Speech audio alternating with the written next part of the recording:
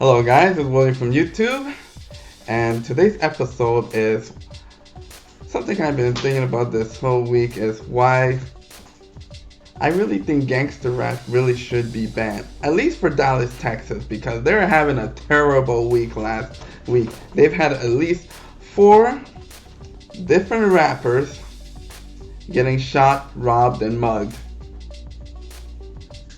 Now, first one we're going to talk about is Dr.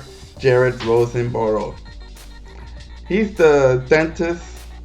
He does a lot of the grills that you see on the rappers. You know, they got all that floss on their teeth, the jewelry that they put on their, silver veneers, or he can put diamonds or anything like that.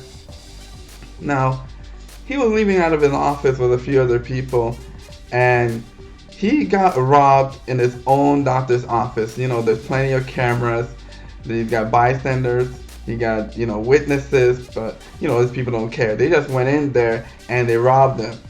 And you'll see a lot of this stuff, the similarities is you'll see that this doctor, who's a part-time rapper, always wearing a whole bunch of flashy jewelry.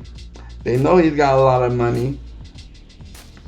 So they went and they hit them up, and they said, we're going to get this money from him. And then they went in there, they shot him a couple of times.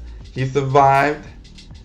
But this is what's going on in Dallas, Texas. I don't know what's going on in Dallas, Texas, because a whole bunch of people are getting shot in the dirty South. It's getting crazy. They went in there. And then the next thing you got on here is, you got Benny the Butcher Jeremy Pennick. Same thing with him. He's flossing. He's got plenty of jewelry on him. He jumps out of his Rolls Royce, goes to Walmart, and when he comes down in the parking lot, he's also trying to get mugged and shot at, and he also survived. That's good that he survived. And he's also a gangster rap. And then you got Boosie Badazz, who's also going down to Dallas, Texas, to pay respect to Mo3, another Dallas, Texas rapper who got shot earlier in the week and died. He's also getting shot. So you see a lot of all these different rappers in down south.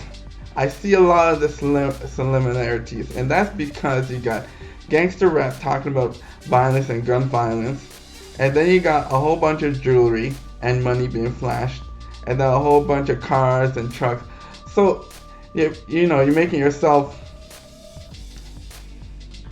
open for theft and robbery.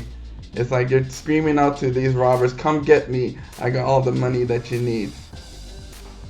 Now with Mo3, more story came out today that what happened is he went over to a girl's house, went over there, and after seeing the girl and talking to her, he went in and he got his thing in.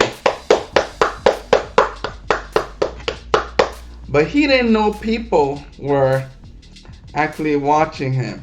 They went into that girl's house. Some people think the girl actually set him up.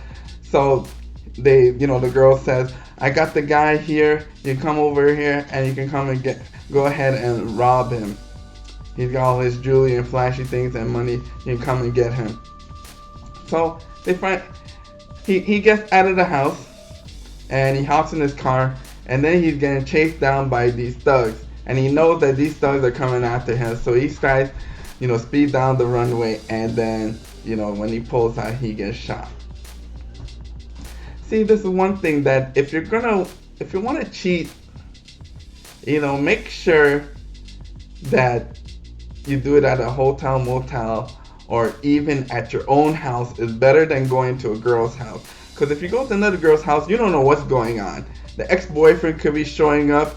She could be just setting up to get the ex-boyfriend mad, to start up a fight. And you, the innocent guy trying to get your thing on, didn't know that all of this was going on. Or she could be setting you up to get robbed. At least when you do it at your house, if anything goes down, you're strapped and you know where you can get your stuff and you know where to hide in your house.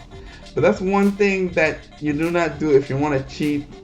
If you want to go after these thoughts, these hookers, you want to make sure that you do it at a motel, hotel, or best thing is to do it at your house. Don't be going over to these girls' house because you don't know what they're up to.